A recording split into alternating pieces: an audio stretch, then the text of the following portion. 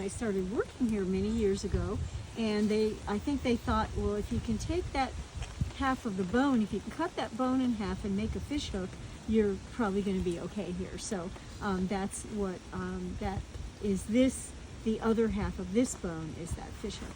Now, I don't really know how often the guys fished with fish hooks, because spears, they did. They speared fish, but also they used fish traps and they used nets. So you can get way more fish fishing that way than you can with one hook.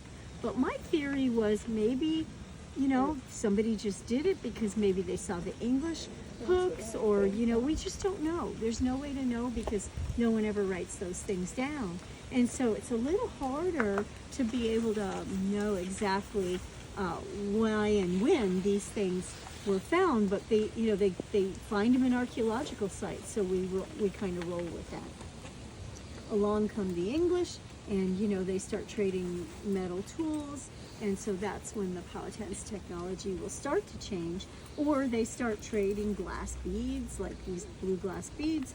And because they trade these things, that will kind of change the way people look at stuff, because now everyone's going to want them. It's like, oh, you got blue glass beads, well, I want me some. It's kind of like cell phones.